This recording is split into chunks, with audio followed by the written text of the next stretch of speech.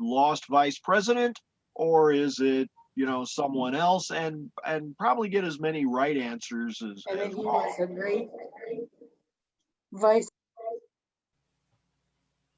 Yeah, Oops. that's right. I think that was eighth vice president, and really until uh, George Herbert Walker Bush did it, he was the only vice president to actually run and make it, uh, get the nomination.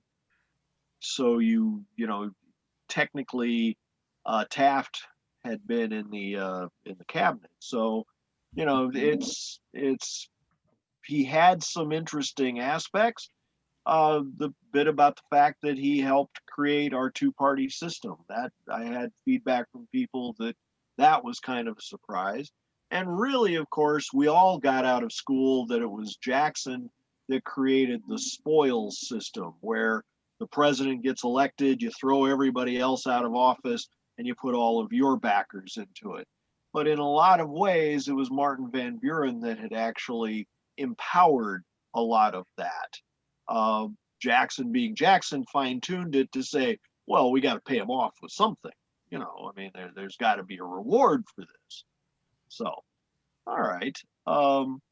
So in those cases, we also, just as a reminder, we're definitely talking about what makes a good leader, which was insight, vision, the ability to communicate uh, that that the value of that vision. Everybody can see something out there that's coming.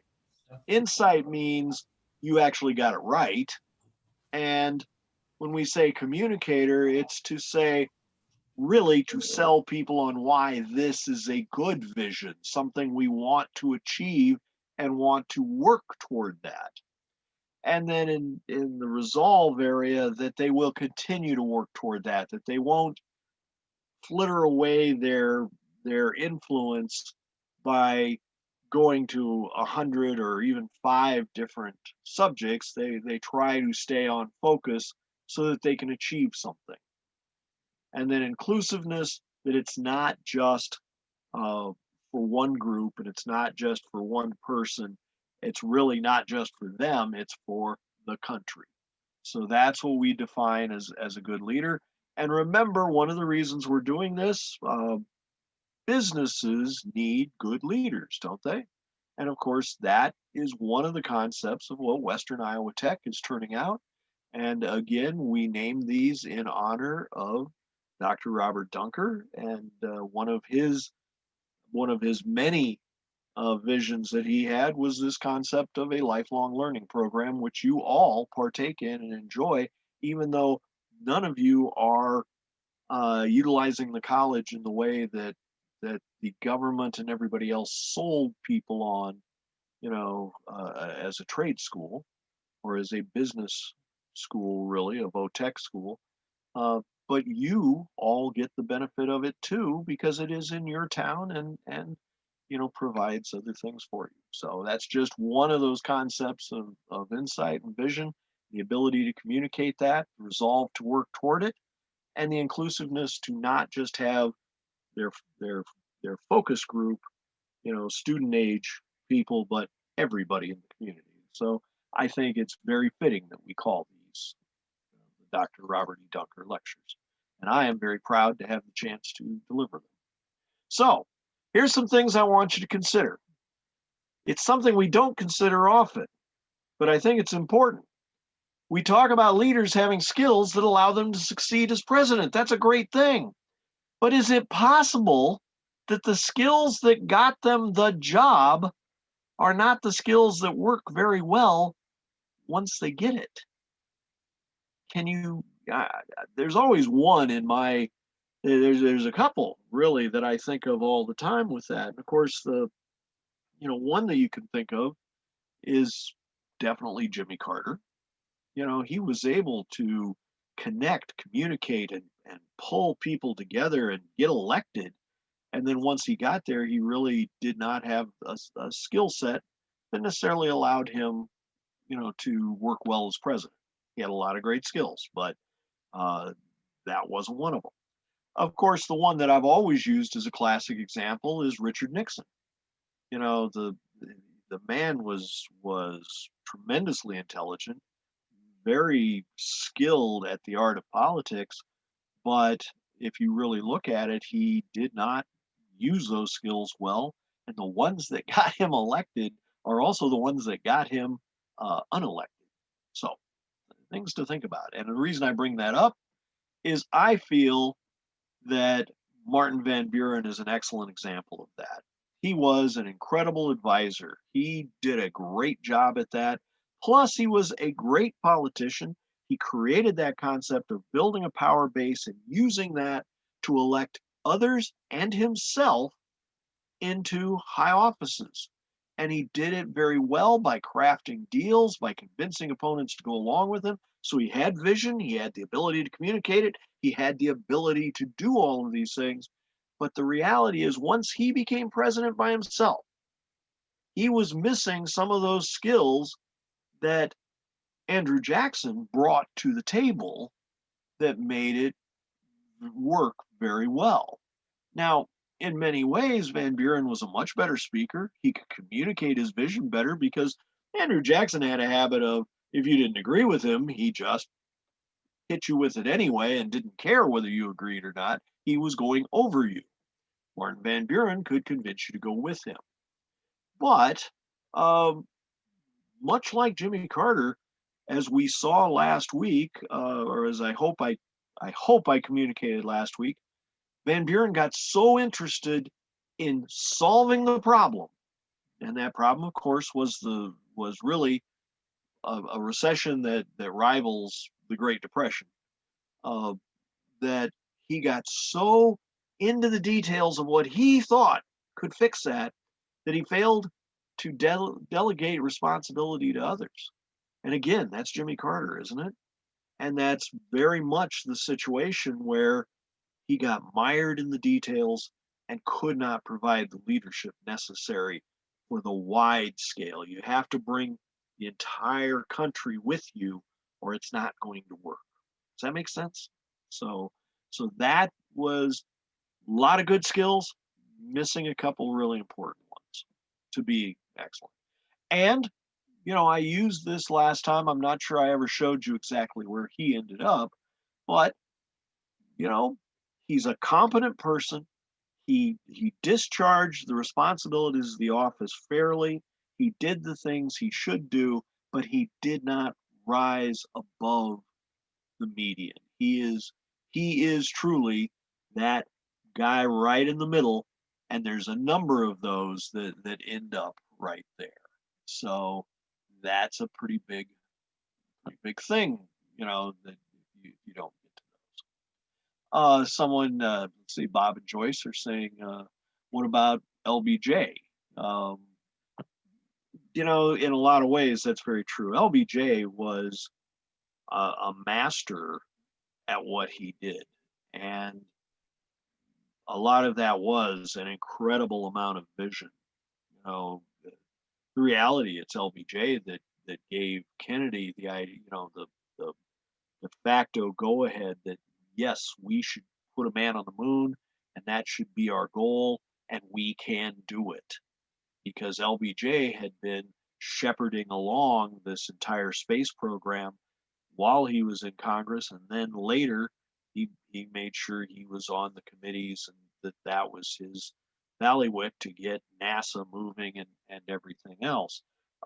His entire concept for the Great Society, and it's one of those things that has been dismissed today, but in reality, there was a lot of incredibly good things there, mainly in the fact that, uh, to be blunt, just about everybody in this program lives better due to the things that Johnson brought along. One of those is called Medicare, Medicaid, right? So, um, brought seniors out of the uh, poverty zone and did it very well and has kept them there since. But so LBJ is a great example because he was missing a couple little things that Kennedy could do that Johnson could not. And a lot of that was inspire people. Um, you watched Johnson on TV, and it was like your interest and feeling toward him would drop every minute you spent with him. It went further down. He did not translate. He was a master at what I call retail politics. In other words, one person to the other. And he was a abysmal failure at wholesale politics, that concept of talking to a large group or talking via television or any other media. And that was his downfall. Okay, come on. This should be going. Let's go here. Probably jump 2 or 3 here when I finally get this. Let's see if we got it. So we also talked about Lincoln and Lincoln's leadership. And I guess this is the other thing that's going to tie in very much to where we're going tonight. Do things, and the reason I picked all the events we're talking about with all 4 of these men that we're talking about is every one of them had to deal with a problem they never saw coming, and they did not expect to have become a major point in their presidency. And we saw that, in the case of Martin Van Buren, he didn't handle it. Lincoln, on the other hand, had a far worse problem. He never intended to have a war. He never expected that. His entire campaign had made it clear that he, repeatedly, over and over, that he was not going to abolish slavery, that he thought the Constitution protected it. He did not like the institution, and would hope and would work. His entire plan was to work for a way to have it die out the way the founding fathers had thought it would. And he resisted in those early part of the war. A number of times when they would capture area, the local commander for the Union would free all the slaves. Fremont did that and ended up getting booted because Lincoln was saying, "We'll never get them to come back. We'll never get them to stop this war if we keep, doing that. If we're taking their, we're making it possible for them to find a reason to stay with us." And Fremont tried to tell him this is where it's going to have to go, but Lincoln was not ready in that first year of the war. Really, not until things had gotten really pretty tough. Uh, and you started having these incredible battles that killed so many people. Um, remember war, battles in the American Revolution. You're talking, oh my gosh, 10 men, 20 men killed. Oh, that's terrible. You're talking thousands of men killed in battles, at Shiloh, and each one thereafter, they just went higher and higher to the point where Lincoln said, this never will be, and we have to strike at their ability to continue to wage war. And I don't know that I've made it clear, but remember, the slaves allowed all of the uh, men who could go fight, all of the Southerners that wanted to go fight could, because they didn't have to stay home to raise crops or anything else. The slaves would do that. So, um, but here's one of the things that I wanted to make sure you thought about. He had the vision, that his advisors did not, and that's what and as that vision evolved, he could understand what would finally be required to win the war. And none of his commanders had that, and none of the people around him had that. None of his men in his cabinet understood that. And that was that it was going to have to be the destruction of the South's ability to wage war, not just defeating their army on the field, but defeating their army's ability to take to the field. And that, in other words, it was going to have to hurt the home front. This was still a time when, You did not make war on cities. You did not make war on the civilian population. Um, and yet it was going to bring the pain to that civilian population. And remember, Lincoln had the wherewithal that others did not have, and that he felt compelled under the Constitution that it was his job to defend the Union, to maintain it. And we still to this day, and I'm sure all of you have heard it, that people make this, well, there's nothing in the Constitution that says they couldn't leave. Well, there isn't, but on the other hand, as we saw with Washington, when the peace was threatened, and when a group was trying to create a rebellion, Washington, you know, spared no pain, to put that rebellion down. The Union had its own life. Now, the other thing you have to remember, and this is important, and it's the reason I'm bringing it up because it's going to matter a little bit tonight, although I'm not going to make it vital. But remember, how big were people's staff, the president's staff, at the time of the Civil War, at the time of 20 years before with Van Buren? They weren't very big, and in fact, it's the cabinet that had the people that worked in the governmental buildings. And, there weren't even that many buildings, but they were the ones that were leading those different departments. And the cabinet had a great deal of influence because they had been picked to give that president more sway over the business community, over the specifically over the politicians that wanted to make sure you were heading in the right direction and things like that. And remember, almost half of Lincoln's cabinet were all people who had thought before Lincoln came up and got the nomination, there are 4 or 5 men there that thought they would be president in 1860. And yet he kept them all. Just as Martin Van Buren, who had helped advise Jackson on his cabinet, he kept all of Jackson's cabinet. And we're going to see that Teddy Roosevelt does the same thing, because that cabinet, when Roosevelt takes over, that cabinet, has a certain amount of expertise, but they also have a certain amount of influence. And they're supposed to be guys that can help you run this country. That although, as we talked about last time with Lincoln, that whole concept would be that when a decision had to be made, Lincoln knew he had to make it. It couldn't be a vote in the cabinet. And that's that famous thing that I had said where the vote's 13-1. The one has it because it was Lincoln's vote. And that was a surprise because a lot of presidents, not a Jackson per se, but all the others you'd had for 20 years, would say, oh yeah, that's right. That's why I've got you as a cabinet. So all those are important things.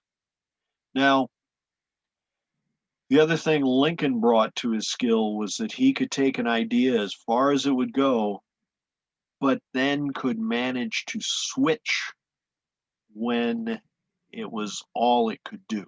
He had the ability to make it a bridge to the next idea, and enough forethought to realize even when he took it, it could be that bridge. And thus the Emancipation Proclamation. Remember, here he is back at the start of the war saying, don't do that, don't do that, don't do that, to Butler, to Fremont, to all of these guys that are, remember the word they used was contraband.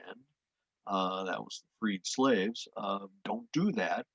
Yet, when the time came and it was right, he then did it not only in a small way, but in a very large way. Not just the little region that they covered, but the large, all the regions they covered, and the threat that when they did conquer, they would take them away from all the others if they didn't end the war then. So he made it a much more compelling push. And of course, the South did not listen, and and Lincoln probably knew that would be the case, so it allowed him to really achieve a goal that he knew by that time was going to have to be achieved. So, and his leadership then, the American public remained behind Lincoln throughout this ordeal. Lincoln had actually, he had really thought that he might lose the election in 1864. He felt pretty certain, and that's how, and just so you know, that's how you got Johnson, because Johnson was a Democrat. He was doing that, splitting the tickets, trying to appeal to the maximum number of people. Because remember, he was also running against somebody that had been his leading general and was running to say, you know, this has gone far enough. We need to end this war. You know, we need to quit. And he had thought that it would happen. So hopefully I showed you how his solid leadership allowed him to sail the ship of state home safely. So that was our goal last time. And for the record, the historians certainly think so because, as you can see, Lincoln has for quite some time definitely been, you know, one of the top three. No matter what you do, he's always one of the top three. Really, he's generally either first or second, and the question is, depending on the time, whether if he is second, is it Washington that's in first or is it FDR that's in first? Because of course, most of the historians see what FDR did was preserve the Union as well in the face of what could have destroyed it in social unrest. So, all right. So now that we've got all that out of the way, you'd probably like to know, you know, what do we got for today? So here's the thing. One of the points I was trying to make, despite the changing times, Lincoln, uh, you know, has always remained close to the top on all of this, right? He's um, first, second, or third. But I guess my question is, that brings up an interesting point. As times change, I'm talking about the leadership of the country. You know, leadership in office, leadership in the presidency, or leadership of a business. As time changed, do the requirements of leadership change? And that's me kind of looking. I want you thinking about that for a moment. We're going to talk about it a bit during this class. And as we move forward, then, what other important factors changed between the time of Lincoln and the time of Theodore Roosevelt and John F. Kennedy? You know, between, you know, Lincoln's era and Roosevelt and JFK, what big things started changing? And there were a couple of them. And what about the cabinet? I just said that, my gosh, that cabinet was hugely important at the time of the 1840s, the 1850s, the 1860s, and we saw it become very important under Grant. You know, it was a way, I mean, if you really think about it, the president doesn't make laws. You know, the president provides leadership and direction. And who's he primarily providing that to? His government. And that means it's translating out through his department heads to the rest of the people there to go on and affect the population, right? So, what about the cabinet? Is there a change in that as we were going forward? And consider this, what size staff did Lincoln have? What size staff did Van Buren have? And how's that starting to change by the time we get to Teddy? And how much has it changed, you know, since then? So those are kind of the framing questions I want you thinking about. And we're going to look at Theodore Roosevelt and his leadership uh, essentially as really just about the first president of the 20th century. So as I always ask, what do we know about Teddy Roosevelt? Okay, he was a state legislator. He started way down the line, didn't he? But his father was rich. Why would he start so far back? He became governor of New York. He would then wrangle his way into assistant secretary of the Navy. And of course, being Teddy Roosevelt, he did not allow the fact that it said assistant secretary to get in his way when something needed to be done. He just went ahead and signed his boss's name to it. And in the case of the uh, War of 1898 with Spain, that was a pretty important. A couple of things he did proved to be vitally important. And of course, speaking of that war, we also know he was a Rough Rider as well. He became vice president because of the stature he gained, and it's one of those things. We're going to talk a little bit about that. But he also became an accidental president because remember, by this time they'd had a number of people take over as president, and remember that didn't go well for Tyler when he um, was the first to assume the office after the death of a president. But by this time, um, the idea has gone forward, and there's no question that the person really is fully president. But in a lot of cases, nothing much is expected of them because of how they got that position. They weren't considered. They were there as we saw with Lincoln. You know, his vice president was a ticket balancer. He was not somebody that Lincoln said, "Oh, this guy will carry out my policies the way I want." So something that we don't realize is that Theodore Roosevelt is also a graduate of Harvard, magna cum laude with a Phi Beta Kappa key. You know, he truly was a genius. He was fast. He was smart. He's the author of 35 books, numerous scientific papers, and I think most of you know this. He's the first American to win a Nobel Prize. Don't misunderstand what I said. He's the first president to win a Nobel Prize, but it wasn't just that he was president.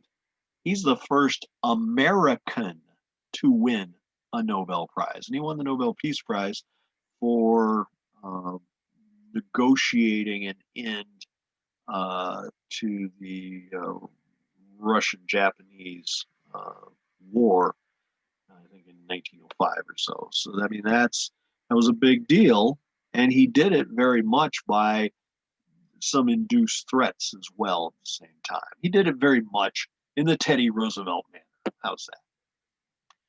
But there's one thing that's really important that we need to remember, which is that he's also definitely a cowboy. And, you know, I say that. And why is that important? And by the way, where was he a cowboy at? He was a cowboy in the Dakotas, right? In fact, you know, he took that on very much as a part of his persona, didn't he? But by the end, Teddy Roosevelt ends up being a progressive leader. He's the first progressive to truly make it to the presidency because, of course, you know, the American government had made sure they hadn't gotten any other progressives there before that. But, you know, he makes it to the presidency and he changes how the presidency operates. And of course, this is one of those examples in the fact that he just willed the Panama Canal pretty much into being, right? So, just a reminder, crusading reformer of the New York police. That was a thankless job. You know, the police were not well considered, and some of them, you know, the police force needed cleaned up, and he took it on. He then that kind of spurred him into governor, assistant secretary of the Navy, as I said. He replaced Hobart as vice president, a name you've never heard. And, you know, this was not the typical case of where Hobart got thrown over so that Roosevelt could become vice president. He replaced Hobart because Hobart died the year before. Hobart was actually a pretty capable person himself and had done a number of really good things, but he essentially I think today they'd say he had congestive heart failure and started slipping, and within 6 months or so, he was gone. And then, of course, the big thing is, which we do tend to forget today, he replaced McKinley as president. What we really forget is he replaced McKinley, a very popular president, when when when he died. McKinley had won this war with Spain, had made us an empire, even though everybody kept saying we weren't an empire. And generally in American politics, the one thing you see, if you have somebody that's very popular, it is really tough to follow that person because everybody's still looking back at that previous person. And Johnson would definitely say that that was one of his curses that he had to live with. It wasn't his lack of skills, it was that he was replacing JFK, and who could replace a saint, in his words. But I guess the point is, I'm saying that Teddy Roosevelt's a highly successful man, and he became president. But many highly successful men become president, but they aren't leaders and they aren't successful all the time. It's not a given. And as I said, especially following somebody popular. So, um, just a reminder then, the skills we're looking for: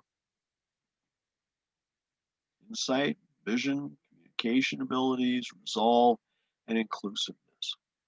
Now, to that point that I'd made, communication is actually getting a little easier, isn't it? Because newspapers, since the American Civil War, newspapers have become exceedingly prevalent, and they do reach, and you're actually, they reach across the country, and they do share their stories. So the same story could end up in a newspaper in New York, in Chicago, in Omaha, and in Denver, and in San Francisco or Sacramento, uh, within the same day or so. And that's a big thing. You can now, if you know how to utilize this new media that's out there, couldn't your ability to communicate be magnified if you do it well? Remember what I said, Johnson had been very good at what he did and had used newspapers well, but he never got the hang of TV. And of course, one of Nixon's problems was he thought he was great at TV when he really wasn't. So we're considering those leadership qualities for Theodore Roosevelt. We're going to use an issue that confronted him, and I hope this might be a surprising issue. You may not know about it, and it's a piece of history that's really important because it's with this step, TR, who's already going to change the presidency just by being in it, it's this step where he changes it in a very, very vital way, in a very positive way. Now, Buffalo, New York, McKinley is there speaking at the Pan World Expo. And on September 6th, 1901, he's shot by an anarchist. And the anarchists are out there at that time. We'd call them terrorists today.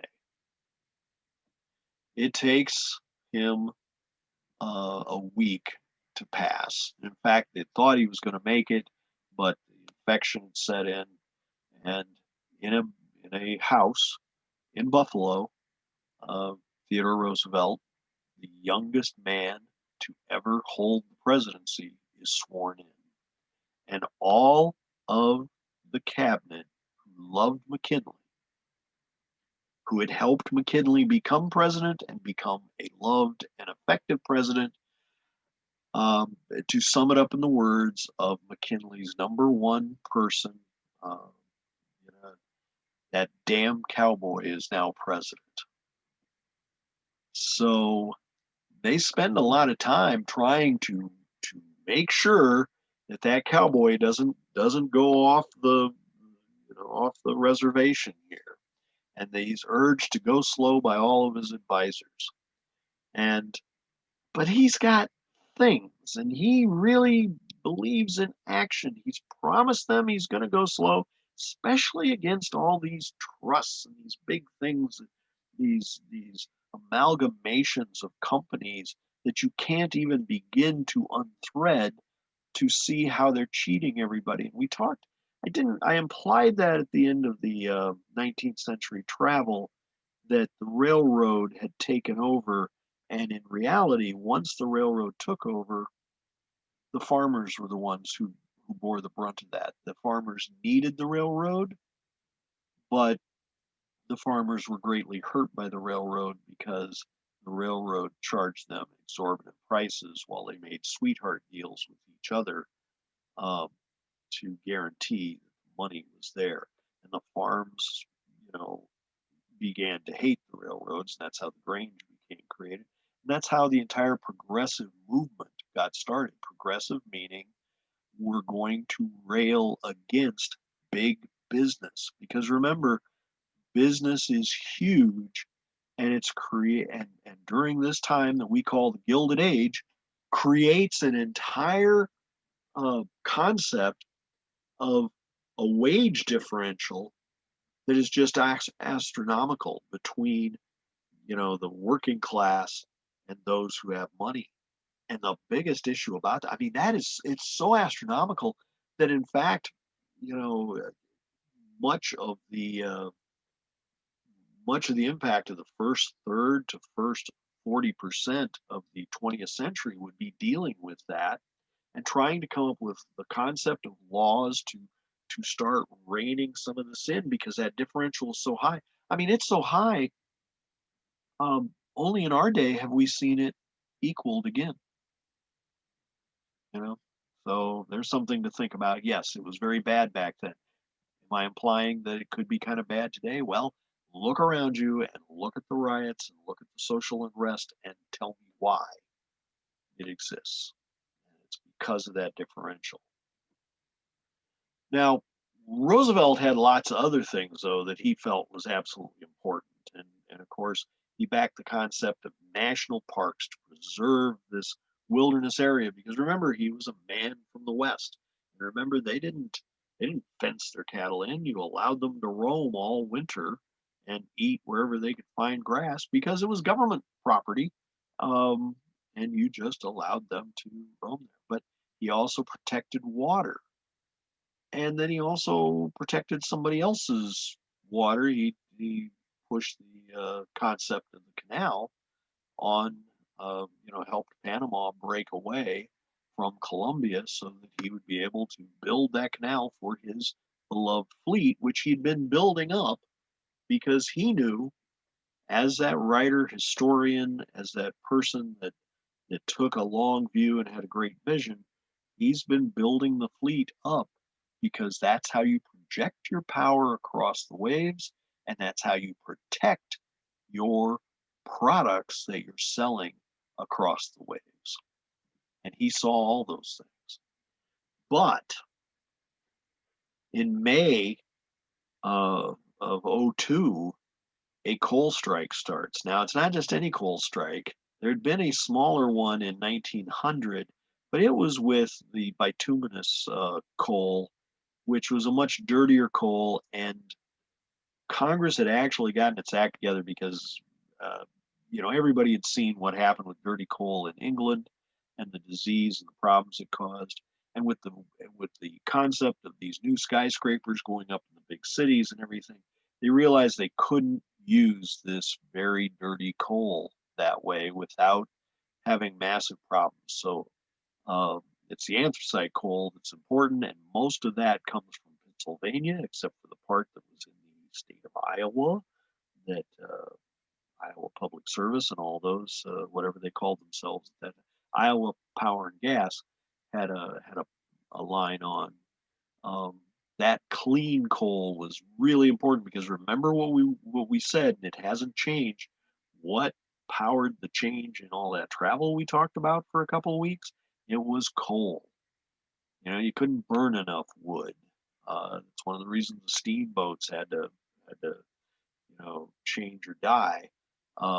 They needed, the trains needed the energy that was in that coal, and especially the anthracite coal. So there's a coal strike because it's you can make a pun, say it's a dirty business, but it is a mining of that coal was a very, very um, difficult and hard life. And just to give you an example, by 1900, over 500,000 men are mining more than 350 million tons of coal. And of those, it's the anthracite that's most important and most lucrative. And 150,000 of them are in Pennsylvania to mine that. So, a good quarter of those men. And the businesses weren't stupid. They would continually bring in um, a very mixed group of immigrants and constantly be feeding them into these working groups. And they were people that did not speak English. They stuck with their native tongues, and thus they felt that they could keep these men from combining to work against to work as a union, to work as a labor group. And it didn't work. They went ahead. By the way, notice that a couple of those people in those pictures look pretty darn young, don't they? Some of them look very old, but some of them look very, very young. These are miners. And on May 12th, those folks, um, who it was a dangerous work. They were not paid well. And what was really, remember that wage difference or that differential in income? One of the big points to that was these folks, because they're out in the middle of nowhere, well, who provides them with some place to stay? Who gives them, who's going to provide them with food, things like that. It's where you got the company stores. So these folks are working themselves quite literally to death, 10 hours a day, and they're going in the that's terrible. They're you know dying from this, and they're going into debt at the same time. So they get together and they actually manage to get all of these other groups that have come in as immigrants and get them to bind with them and say, we want a 20% increase in wages, a drop from 10 hours to 8 hours for a working day. Yeah, you can still work 7 days a week, but and some other things. One of the other reasons they were going in debt was because it's kind of a little bit of like the tipping situation at these restaurants where they don't pay the waiters. Um, well, we're not necessarily going to pay you this way. We're going to pay you on how much output you have. But we've got a minimum output you got to make, and you don't make that much, we only pay you this much. But if you're really producing, we'll make this. So of course, the mine owners said, "That's ridiculous. We're not going to give in to you, rabble," and they strike and they stop all production, and that's production for coal that provides for the trains and for the heat throughout the East Coast. But it doesn't just stop there; through cities really stretching quite a distance across the country into Chicago, into other places. This is the best of the coal, and they're putting a lock on it by not allowing the mine owners to bring anybody else in.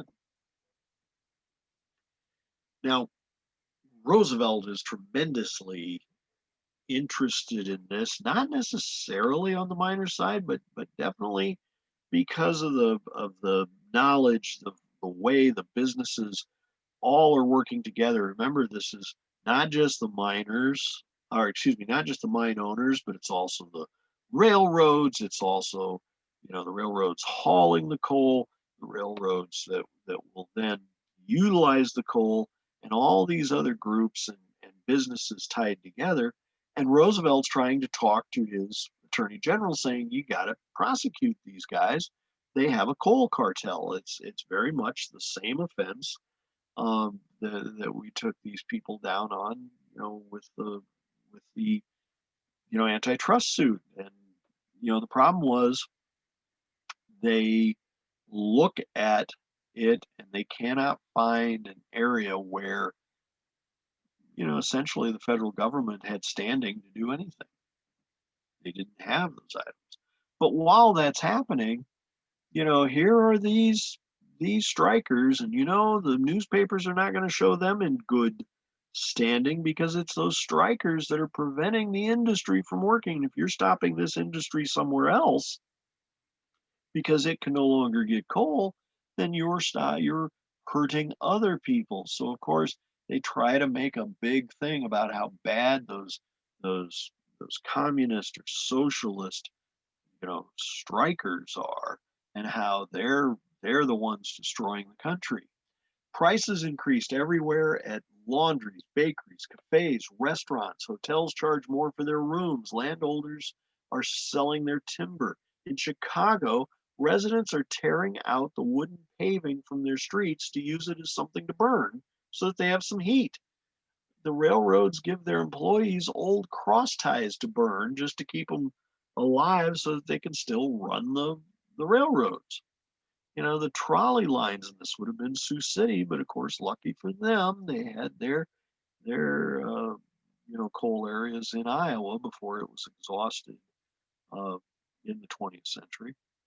But the trolley lines are limited in service. Some manufacturers have to get by with sawdust. And what's going to be the energy output for sawdust, for crying out loud? The Pennsylvania steel mills, and of course, remember, steel is the biggest, most important industry at this time.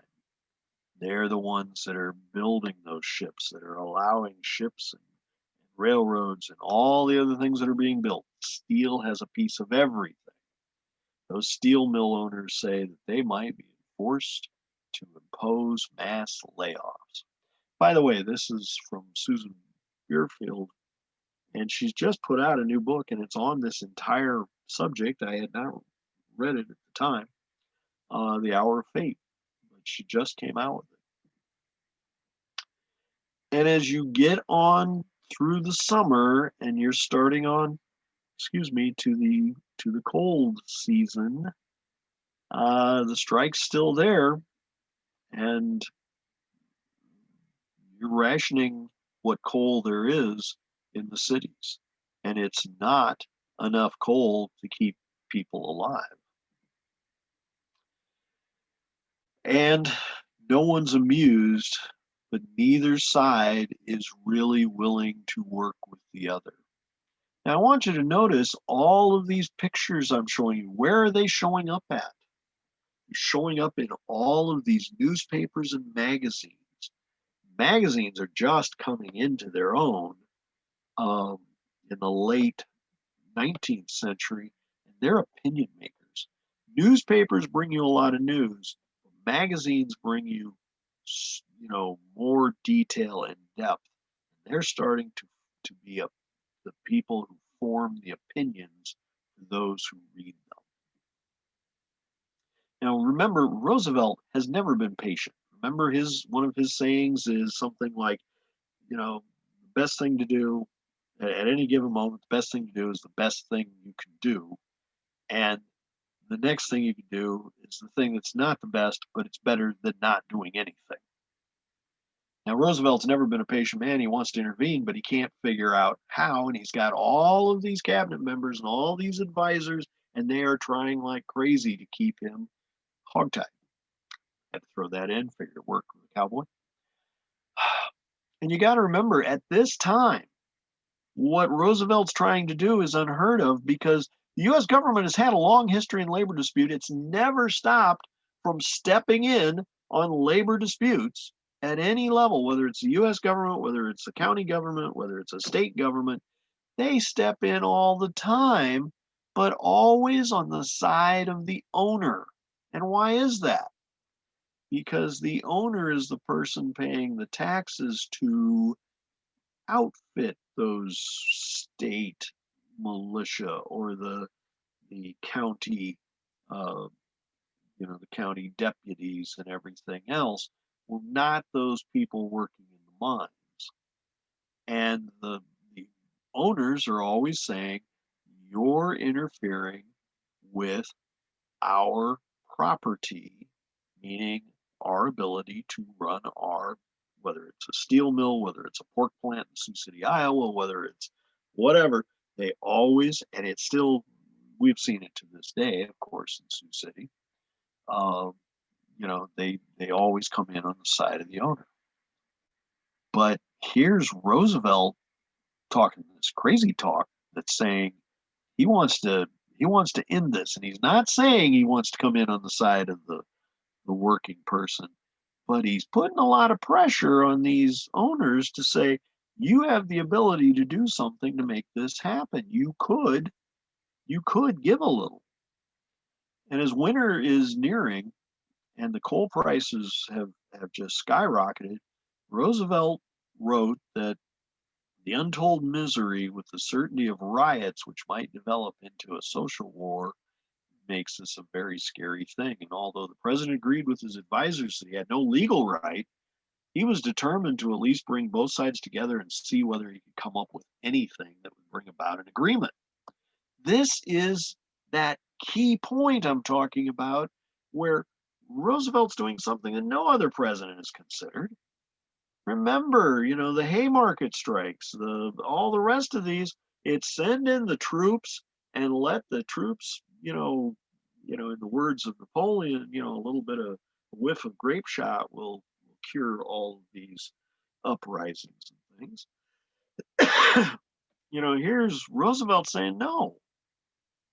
Now, Roosevelt says he's going to get this meeting. It takes a lot to convince him.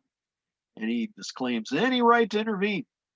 I know I don't have any, but the terrible nature of the catastrophe impending, and of course, if I were doing Roosevelt, I'd have to do this nice, squeaky voice, because that's what he had, impelled him to use his influence to bring an end to the situation, which has become literally intolerable. He's approaching it from the other end. He's saying, the fact that you won't come to agreement with the people working for you, I'm not concerned about who's being harmed there.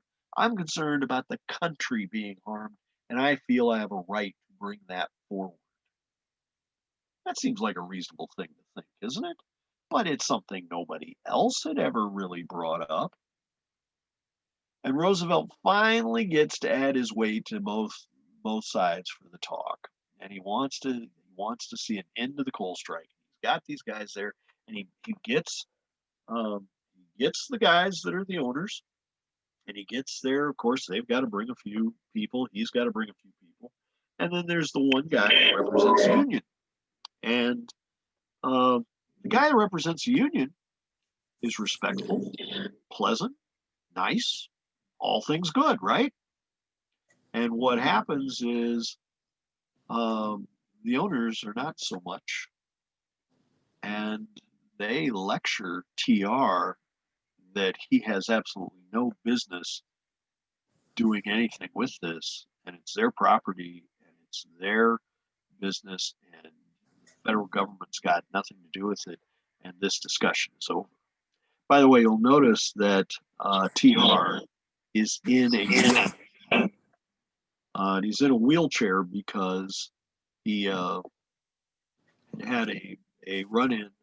His official carriage had had a run-in with a trolley car, and one of his Secret Service agents was killed. I think one other person was, and he had his leg injured, and so he's not in a good mood already.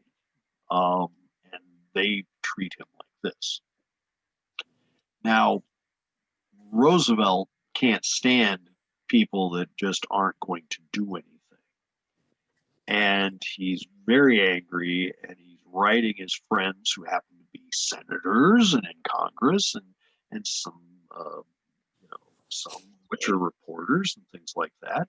And he's essentially saying, I must now think very seriously of what my next move will be. A coal famine in winter is an awfully ugly thing. And he's absolutely right about that. But he goes on then to say, I'd like to make a fairly radical experiment. The president mentioned his scheme to a leading Republican politician, and that politician responded, Ken, what are you talking about? What about the Constitution of the United States? You can't take over because that's what he proposed. He's basically saying, we'll take over the mines. And he says, you can't do that. What about seizing private property for public purpose without due process? Because, of course, it says right in the Constitution you can't do that. And Roosevelt took hold of the man's shoulder and almost shouted in his ear, the Constitution was made for the people and not the people for the Constitution. I'm not going to allow these people to freeze this way. So that's the image he's putting out. And then he just kind of sits back because he didn't send that out to the newspapers. He lets these guys spread that rumor that that's what he's going to do. He doesn't really intend to because he's already got his own people telling him, you can't do this, which is different from what happens with Truman when they tell him he can, but that's a whole different story.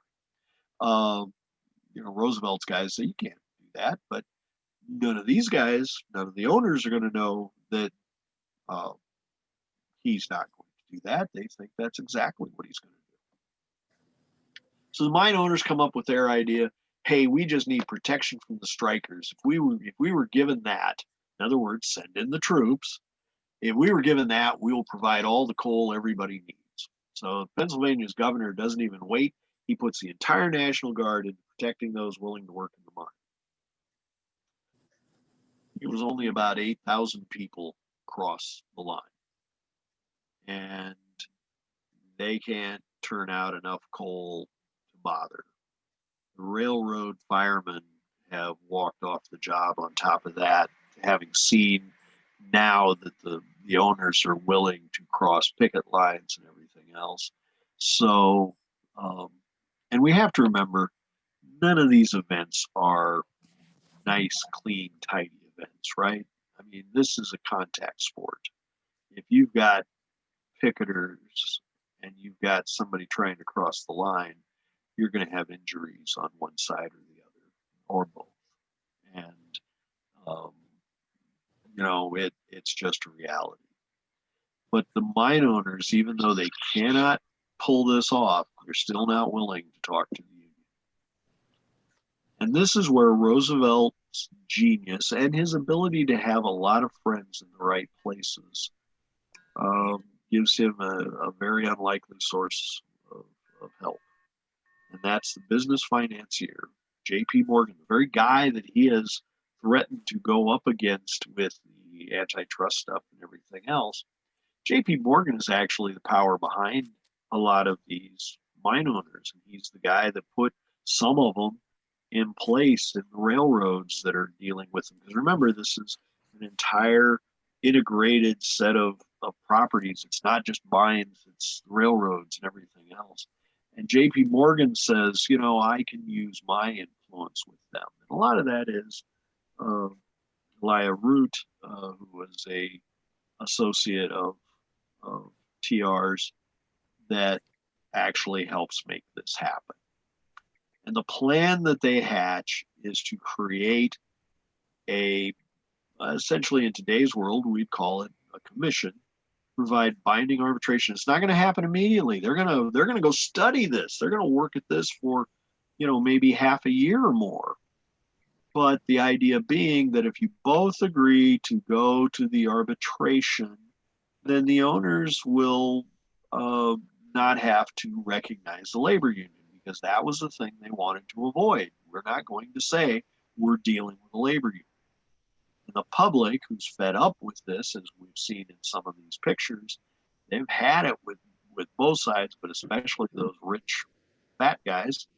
And, the mine owners are like, well, okay, as long as we get to have input on the commission. Of course, they work very hard to stack the deck.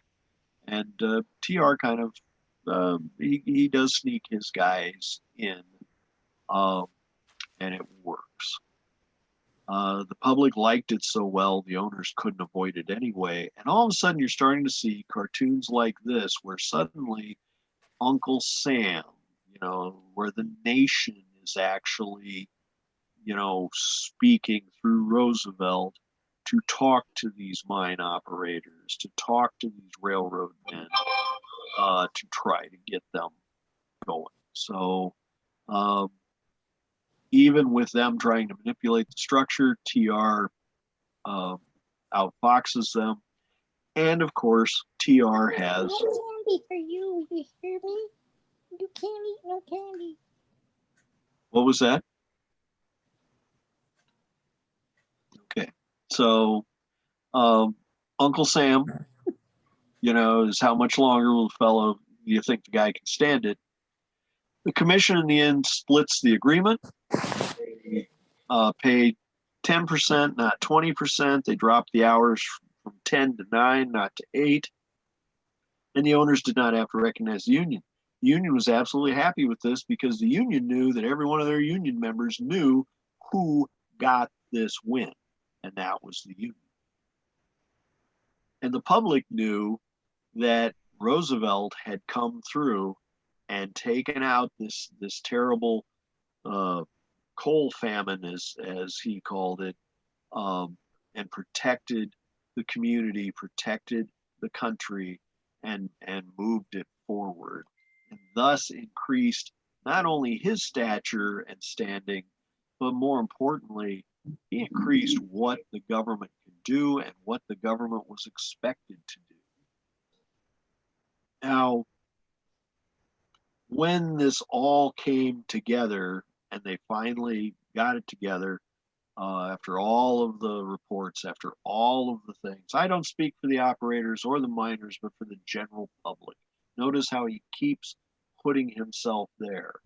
He made labor and industry accept the fact that the third party, the great public, had vital interests in overshadowing rights, i.e., he made the case that the federal government had a place to step in to protect, just as Lincoln said, to protect the Union, well, to protect the public, the federal government had that right and by necessity should exercise that right.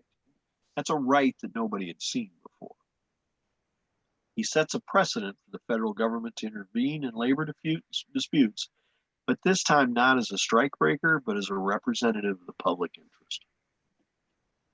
And that picture on the right is a perfect example. He put people out into these mines watching what everybody's doing and reporting back on it. And thus, of course, the entire report came back pretty much like what the union members had said things were like in that mine.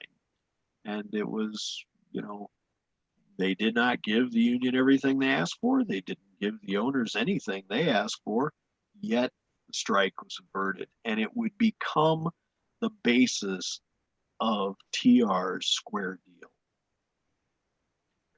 And it would also become pretty much the basis of Roosevelt's stature and standing, his creation of himself as a statesman.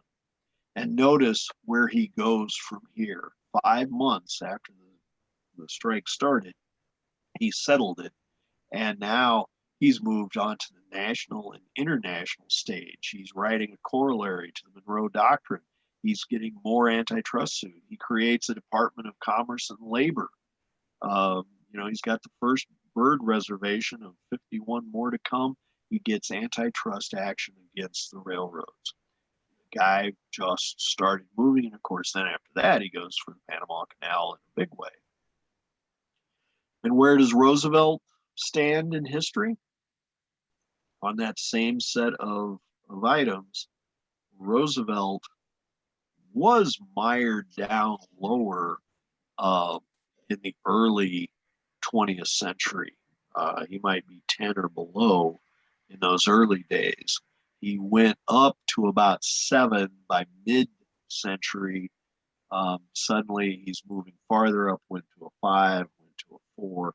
And a lot of that is his biographers finally found their voice. And part of it was in the early 20th century, he was overshadowed by Woodrow Wilson, who passed so many progressive items. But much of that was because he was standing on the shoulders of what Roosevelt had already started. So in the end, the Rough Rider captures one more hill. I think that's very important. All right. So, good time for just a little break here. How's everybody doing? I'm not going to be talking quite as long for the next piece. This one was a story in and of itself that I wanted to make sure you folks knew about. I'm just gonna. Some of you have your cameras up. I'm just curious.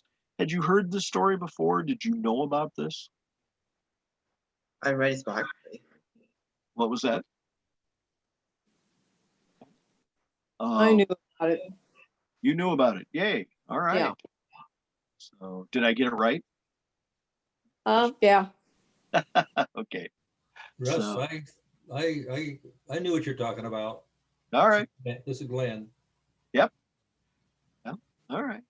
I just thought, to put the bow on it that says this is what got the federal government into that mode where it has a reason and a right to be part of these issues. Remember, he's being stopped for the first 3 to 4 months because, oh, no, you don't have any standing. The federal government has nothing to say about this. So it's also another example, though, of a president facing an issue not of his making. Let's, almost all of our presidents have that, don't they? So let's take a quick look at another one. This will be a lot like what we did with Lincoln. It won't be as long. We know a lot of things. Hey, Russ, Yeah. Yes. It's William. Hey, before we move on, I just wanted to check something out with you about TR.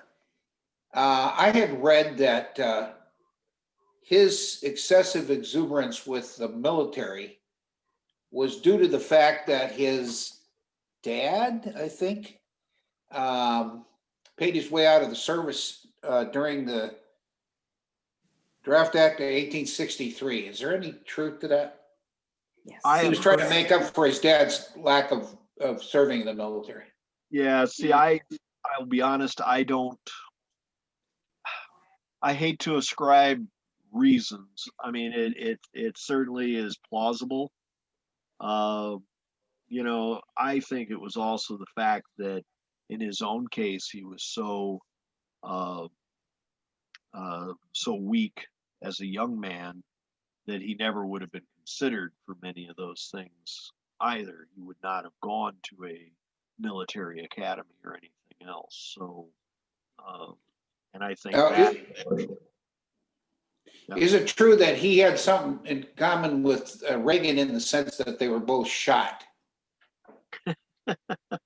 yes, they were both shot, and TR actually was saved by his speech. It was folded up in his breast pocket. It did penetrate it, but it took most of it. And he was bleeding. He actually showed up at the place to give the speech, and then was hustled off to the doctors. And that's where much like Reagan, and the fact that when Reagan got shot, he really didn't realize he'd been shot. TR didn't realize that it had actually. He assumed that since he was still walking around, it wasn't a bad deal, and it really wasn't terrible. But yes, they definitely did that. Now, of course, the guy riding with him, if I'm recalling correctly, didn't do as well. But anyway, so much like in Reagan's case, the people around him, didn't do as well either. Any other thoughts or questions that people want to? Yes. Hey, Russ, this is Ed Storm. Okay. Would you maybe just take a minute? I don't want to Shanghai your lecture, but and address Roosevelt's attitude towards the empire. I mean, you mentioned that McKinley, we got the Philippines and some other territories, whatever. But and I hate to make America great again away from another standing president, but carry the big stick. I mean, in the White Fleet, how did Roosevelt, was he okay with that, or did he do minimal work on that, or what was his attitude towards the United States as an empire? Oh, he wanted that. That was, as far as he was concerned, there could be nothing better. He definitely was not one that was going to worry about that. He felt that the United States had to be on the world stage if we wanted to continue to go forward. We had to have that fleet. We had to project our power. We had to do that. You needed coaling stations. And of course, he's a guy that felt very much in the the product of the times. You know, it's the contest. You know, whether it's a person-to-person contest that sharpens you, you know, increases your skills, makes you better. Same thing was true for nations, that it was that push that went forward that made you a better nation. And his concept that without the Wild West now to conquer, we needed new things to conquer, or we would slip into a second class. We would become like the old states of Europe that, you know, now no longer had that, and we just get fat and old. So he definitely was a definitely was in favor of empire, and he's one of the many reasons that we really have it. I mean, he pushed it as hard as anybody, and then when he got to be in charge, continued, you know, to do so. That's my take on it anyway, and I think most historians would agree with me. Anybody else? As I said, you know, one of my points on each of these, there's kind of a theme flowing through all four of these gentlemen, in the fact that they had to make decisions based on what the person in office could do at that time. You know, that there was not much that the presidency could do about the great crash that had happened in 1837. There was not much, all the presidents prior to Lincoln, there wasn't much that could be done about this renegade South and what they were trying to do, and constantly threatening to dismantle the Union. But he found a different way. Now we've seen Roosevelt find a different way, and thus increase the stature and the standing of the government, and what they have a right to be bothered by or worried about. And we're going to see something with Kennedy. And of course, Kennedy, you know, his entire, you know, short time in office was just beset by an amazing number of things that you know, he could not have seen coming. You know, the whole concept of the Bay of Pigs, that wasn't the way it had been sold to him. The Berlin Wall, they didn't even see that coming. The Cuban Missile Crisis caught him by surprise. You know, all the other nuclear threats he thought he was dealing with, and then he finds out he's got one in his backyard. You know, he's got the military pushing him about, we can't let Laos go, we can't let Vietnam go, it's the dominoes, it's all going to go. And he's trying to figure out, you know, of course, his feeling is all those are sideshows. Berlin's really where it's at, you know, and he's honestly trying to thread his way through that. And he's got amazing amounts of things going on, and you know, he's getting a lot of pressure from Khrushchev in that Vienna summit. You know, they've got what are we going to do about this Vietnam? It's continuing to slide, but there's also the issues with the economy. You know, it had a downturn right before the election. It wasn't a bad one, but got to make sure it stays strong. You know, so got a lot of those things, and some of them are due to the fact that JFK focused on these ideas. He like TR felt that, you know, it's brinkmanship. You've got to stand strong against this. But one of the things Kennedy did not really see coming, in for as important as it was the civil rights movement. Now in 1860, while you know, just a month, not even a month, a week before the election, you know, the cops roust Martin Luther King, who's down in Atlanta, and they basically come up with trumped up charges. He had been pulled over before that for driving in a car with a white woman, and you know that you just can't do that in the South. You know, they're going to stop and check you. Well, then they claimed that his driver's license was expired when it wasn't, that he didn't have it with him, although he did, and all those things. So they'd given him a probated sentence. Now he, of course, is not a stupid man, and he had been in that court, and he never heard that he was on probation. So when he's down there for a part of a public works camp, but also, what's going to be a demonstration to, get people's attention for the civil rights movement. They pull him in saying, well, you've participated in this illegal uh, gathering, and we're going to throw you in jail. They throw him in jail, and, there's a lot of people scared because suddenly here is the most prominent figure in the civil rights movement, and he's now in the hands of, of a place where many people go into, and if they are of color, they may not come back out. And in fact, notice October 26th, we're talking 60 years ago. He is taken out of the jail, unbeknownst to anybody, early in the morning, thrown in a car, and they go riding out into the wilderness.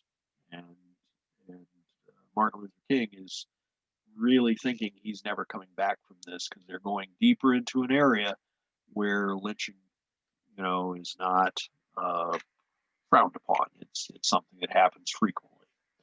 And he's starting to think he's not going to get there. The reality is they're a little more subtle than that. They take him to a high intensity prison and they throw him on a chain gang. Now he's really he's no better off because in reality, he's going to be chained with white prisoners that really don't like what he represents. And that's what they're going to do. And there are a lot of people that are trying to reach the two presidential candidates, some guy named Nixon and some guy named Kennedy, to get their attention to say, we need to do something about this.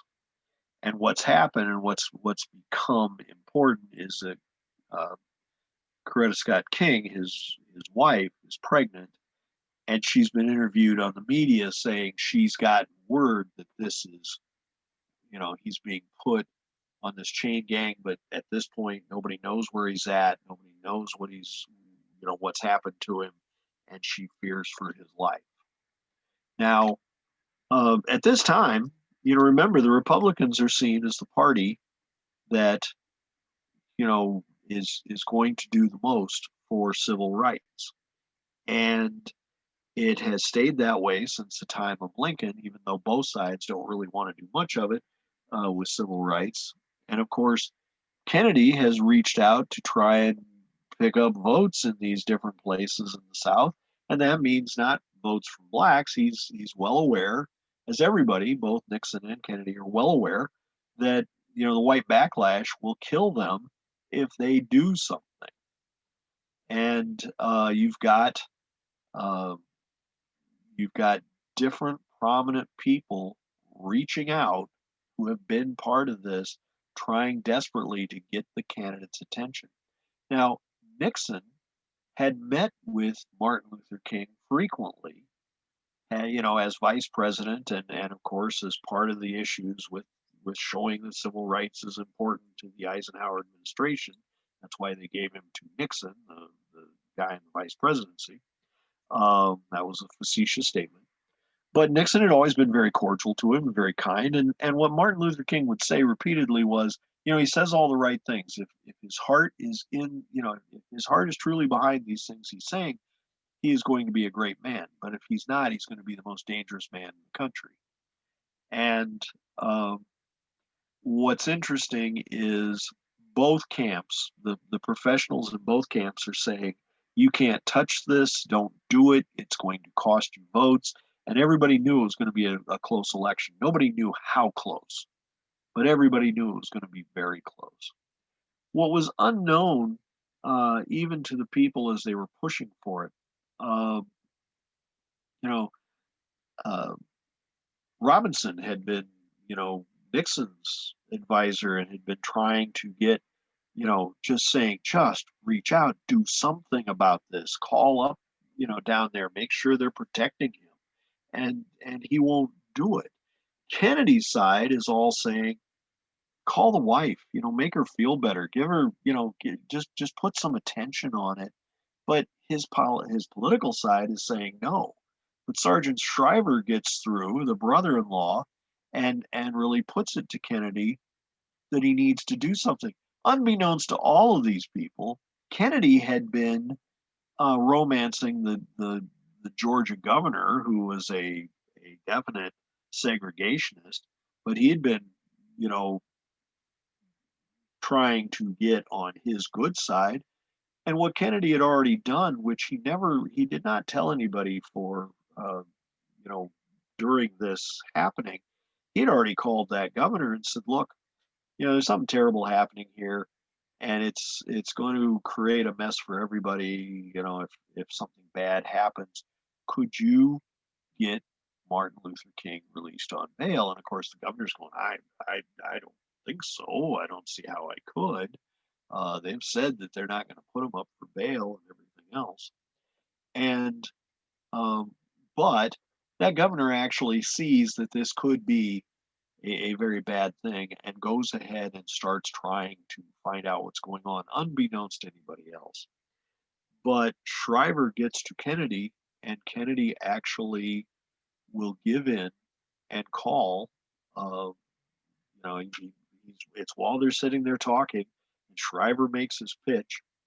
O'Donnell has left the room to give him that chance, even though he doesn't want to, and he knows that the rest of the campaign is just going to hit the roof when they find out about it.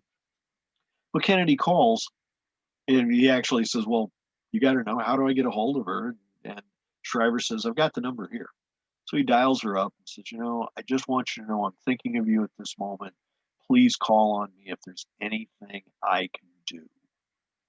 And basically didn't say much more than that, did not hint that he's already looking into it, and never gets around to telling any of his guys until they're leaving. I think they might have, I'm trying to remember where they were at the time, but until they get on the plane and they cannot reach any of the press, Kennedy finally owns up, well, I'd already put the governor on this. Meanwhile, Shriver is getting his rear chewed by Bobby Kennedy, saying, you've just cost us the election. You realize how many votes we're going to lose out of this, and that, and everything else. Yet, Bobby Kennedy also understood the why and everything else. And with Jack's permission, Bobby Kennedy did as much as anybody. He called the judge who had sentenced him and said, I don't know how the law works down there, but I do happen to be a lawyer and a pretty good one. I think you're going to give him a $2,000 bail, and we will ensure that someone shows up with the money. And of course, the judge goes, well, that's not possible. And Kennedy being, Robert Kennedy being who he was, essentially is not someone you told no. Where JFK could be very smooth and urbane and everything else, at this point, Bobby Kennedy is still known as his hitman persona, his the terror. And Judge Oscar Mitchell, that bond actually goes through, and very shortly, Martin Luther King he's at home, and he's with his wife, and he basically says nothing about Nixon, but he does thank, JFK for what he did, for reaching out to his wife and for any help he might have provided. And it's said that actually changed the course of that election, because in reality, the Negro vote would go 70-30 for the Democrats for the first time. It had always gone 60-40 at least for the Republicans. So it was a big deal. But Kennedy then gets this reputation as being the friend of civil rights. But Kennedy can't stand the fact that he's trying to focus on all these major things that are going on, And these civil rights people constantly keep provoking events, constantly keep provoking things. This whole freedom riders, so yeah, we got a law passed, in the 50s that said that interstate travel was allowed and everything else, and you could have blacks and whites on the same conveyance, they don't have to be segregated. And yet when they passed into the South, bad things happened. Um, this was not the only time one of the buses got waylaid. At 62, 63, it just continues. Martin Luther King's arrested. He writes a famous letter from Birmingham jail. And, it continues to go that way where, the push becomes more and more. And Kennedy continually, while he definitely has always been in favor of the underdog in situations, cannot, he's so frustrated because they're asking him to go outside his comfort zone. He's trying to focus on these terrible world, huge world issues with the Russians. And we keep looking bad because, of course, the Russians then use it in their propaganda to say, look how we treat the blacks in our country. And of course, you've got the marches in Birmingham that go so badly with the police dogs, with the fire hoses. And then everything hits the fan when the governor of Alabama blocks uh, a state college from accepting two female black students. It gets worse. Medgar Evans is murdered. He's shot back right in front of his family as he's coming home. And you've got the March on Washington. And all of these things are all things that the Kennedys, above all, are saying, wait, don't, this could go bad. This could go terrible. And it's Martin Luther King saying it's so easy for everybody with privilege to say, wait. And of course, they change the world. And Bobby Kennedy, who had pushed against this, ends up being the guy that helps get all the logistics and everything else in place so that there's not riots because you don't have food. But then it finally goes terrible where you've got the bombings of the church and people being killed. And even by that point, Kennedy has completely had it. And I'm going to see if I can just play this this piece. But Kennedy goes on to give an impassioned speech. I'm going to hit stop sharing and I'm going to bring up share here. So hang on just a second.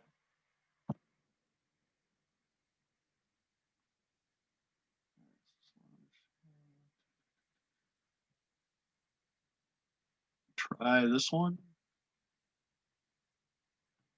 And we're going to share the computer sound, see if I can get this right.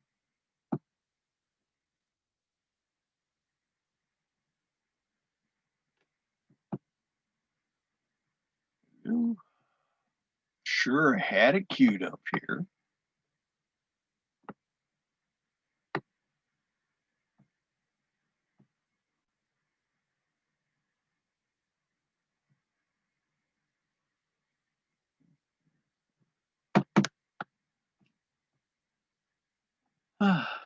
Well, I get the feeling. There we go. Maybe something's moving. Let's see if we get it.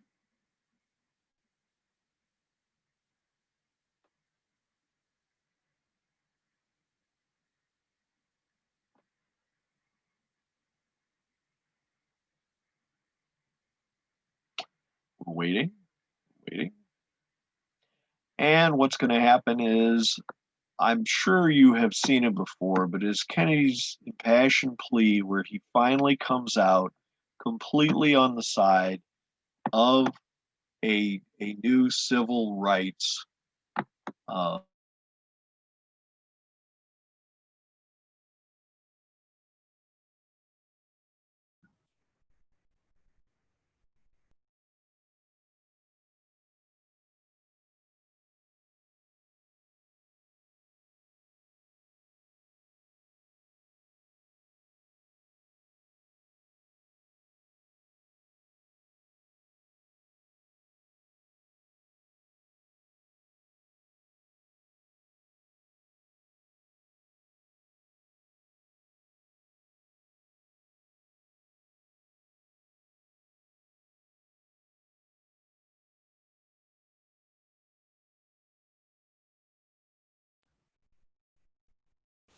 see. Is it just me or can anybody hear Russ Gifford right now?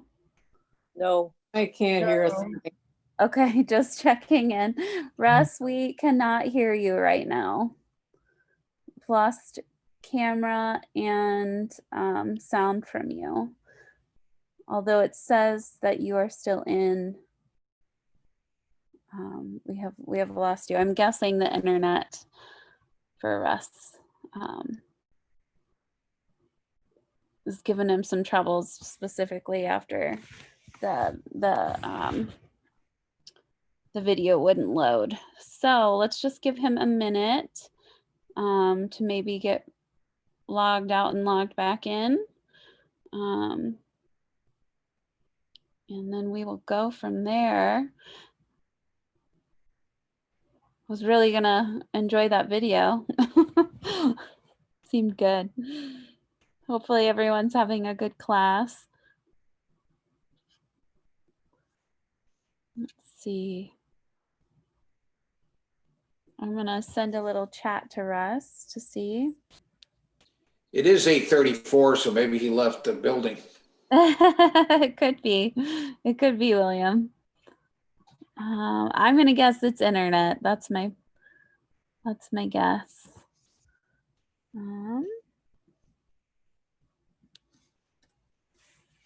Let's see. Just sent a little chat. Let's see if he gets this. I can see that he's on. However, I might just mute myself and give him a phone call real quick. So obviously understandable if you need to go. I am still recording, so I'll send out the recording, but I'm just gonna give Russ a phone call real quick.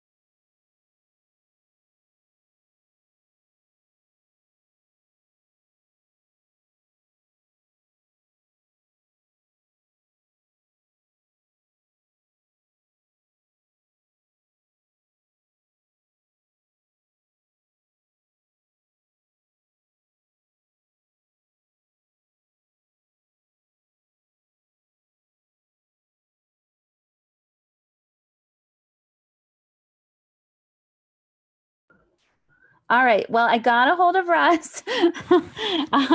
He was just talking along and he thought we could hear him, but we could not. So he's gonna go out and come back in and hopefully that solves the problem. Thanks everybody for hanging on. We should get back pretty soon. He said he was giving a great summation and that we all missed it. So, Mara, this is Linda. Hi, Have you sent out the link to last week's recording? Because I missed part of that. I did. Yes. Do you need me to send it again? Yeah, I don't know what happened. I maybe just deleted it by accident or something. Yeah. You know what? Maybe when I send out this email, I'll just include last week and this week. That way you just have it in one. That'd be great. Thank you. Yes, absolutely. No problem. Thank you for asking. Well, fingers crossed. Russ's internet comes through for us. Maybe it did just time out, like William said.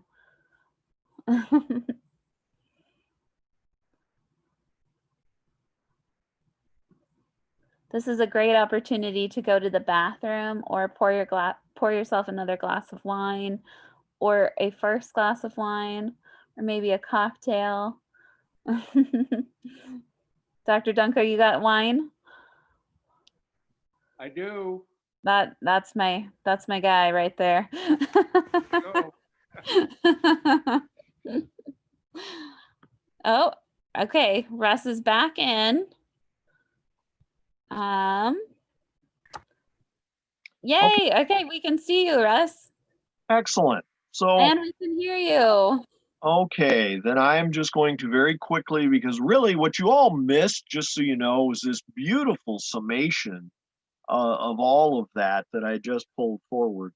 What we would have seen in that video was JFK actually finally getting it. He finally realized just how terrible things were, and would go on to say, essentially that if if our poorest people, if our weakest people in this country cannot, exercise the rights of freedom, who in our, who do we know in our country that would be willing to trade places with these people um, because of that? So, meaning essentially, this is totally not fair. It is completely not right and needs to be corrected. And thus, he changed and pushed for a Civil Rights Act. We'd already had some very important ones, but each one had been limited by the South. Each one had been stopped by the Southern Democrats, who had worked as a united front to always limit any improvements in the lives of the Black people in the country and that were living there. But Kennedy said, I'm going to go ahead and put my power of my office behind this, after having pushed back for so long, for being pushed by these people saying, no, these issues with Khrushchev are more important. No, these issues with the Russians are more important. No, these issues about nuclear weapons are more important. No, Vietnam's more important. Think about this. Today, there are people in this room that are still suffering from the issues that were caused by the Vietnam War. Completely, it's something that was not prosecuted in the way that it really should have been. There are still, you can go and look at the different videos, and we can laugh and chuckle today about Khrushchev beating on the podium with his shoe and things like that. We look and say, how really important was, the concept of Berlin at that moment? How important was that, when at the same time you've got people in America that are not fully free, as JFK would say. Now, I am not downplaying those other issues. They were all believed to be vital issues at that time, and some of them were. Don't misunderstand that. But the reality was civil rights was a vital issue. And the fact that it had been stonewalled all that time by the Southern Democrats, and that it would only be overcome by the fact that one of those Southern Democrats, LBJ, in each case had overcome that. And this time they were going for everything. They were going for a voting rights act, because just as everyone in the past has said, unless you have the ability to vote, unless you have the ability to make these things happen, and to get rid of all these things that are stopping, that are preventing people from voting, from exercising that right, whether it's intimidation, whether it's Jim Crow laws, whether it's any of the other issues, those things had to be changed, and they would not change until that Voting Rights Act of 1965 is actually passed. Now, that happens because Kennedy makes the first steps. in many ways, he's committed this government toward that, even though he won't be there to see it happen. But that is a vitally important thing. And just as we saw, in each case, the fact that Lincoln put his government behind a certain choice, the fact that Teddy Roosevelt put his government, the power of his office, behind a certain choice, the fact that LBJ would carry out the choice that JFK had committed his government to, the change in the Civil Rights Acts. These are big things, and more importantly, the eloquent and very well spoken JFK making these points on that video that I tried to show you had a tremendous impact. And I will tell you, they had a tremendous impact on me when I saw them live at the time. And of course, just like the fact that the strikes would always show you how terrible the strikers were, just like the news would show you how terrible all the things that were happening in these marches and protests are, all of these things that continue on. Suddenly you've got somebody saying, we need to see the big picture and we need to understand what's really happening here. Why, let's get past the fact that there are these things happening. What's causing them to happen? What's the root level? And as Kennedy said, who would willingly change places with those people if, because of the color of your skin, you do not have the rights that everyone else in the country has because of the color of their skin? And that was in 1963. So each of these steps is about a president deciding what their office can or can't do, what they can be involved in. And we've seen the changes in the time. And much of that is because those that are good communicators and have an ability to utilize the different technologies that are coming along in that communication and did it well, they were able to amplify that message. They were able to get it out there, and they were able to change minds. And that's a pretty important thing. And that perhaps is the differences that we see as we go from the presidency in the 1900s, presidency in the 19th century to the presidency in the 20th century. I am so sorry that we had that break. I'm sorry that I was not able to get you the video that I wanted to show you, but I feel very fortunate to have had the chance to try to bring to you these ideas and to illuminate how the presidency's changed over the years and what presidents can and can't do in the process of trying to make things better. I'd like to thank all of you for being here tonight. And if you have ideas for future shows, that would be really good, because we only have one more show, which is one that we put off from last term, which we're going to be looking at nightlife in Sioux City in the 40s, 50s, and 60s. What I'm really probably going to end up doing as much of is we're going to be looking at many of the entertainers that were passing through, as well as where they played, and bringing up some old names of the past. I'm having a hard time finding as many pictures as I'd like of the locations, but I am finding a lot of names that you will recognize and know. And before that one, though, I will tell you that on Facebook on Sunday, I will be doing one of those programs that was actually came about because of something one of the people in one of these classes said when I did Susan B. Anthony, and the look at the entire path of the suffragette movement.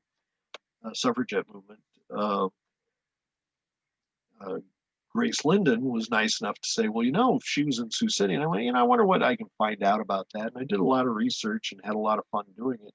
And this Sunday, you're going to get to see Sioux City through her eyes. And we're going to see that Sioux City and Susan B. Anthony had an interesting history. Wasn't always,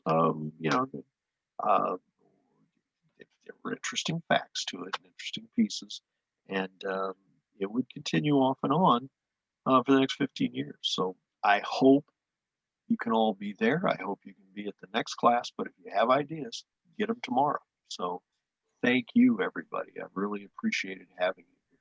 So questions, thoughts, ideas, feel free to unmute your microphones and start talking. Russ, this is William. For that 40s, 50s, 60s segment you're talking about? Yep. Maybe Mara can help you with this, but George Lindblade has done a video on Lower Fourth. I don't know if you've seen it or not, but it's definitely worth seeing if you haven't seen it. I will tell you. That might tie in with what you're going to talk about. I have actually seen it, and it's kind of one of those things. It's an old joke out of an old movie, you know. I not only know Easy Rider, I own Easy Rider. I not only know that video, I have that video. That's George is a treasure to this town. Yes, there's a classic line in that by Rhonda Capron that I think everybody did. All right. So again, thank you all. Thank you for your patience and your time. Russ, Yes. Ed and Cindy wanted to know what time on Facebook Sunday, and I was just going to say I will include the link to the Sioux City Journal article that has the link and the time in it for anybody that would like to have that direct information. Thank you. I appreciate that. That will work very well. Never tried this before, so that'll be a very interesting experience. So again, thank you all for being part of this, and it's it has been a thrill to go do the research on these, because I think where normally I focus on the entire life of a person, it was kind of nice to dig into one event and to see how that event changed America, and to see how really, if you think about it, how maybe that event also colors how we think about that person as president too.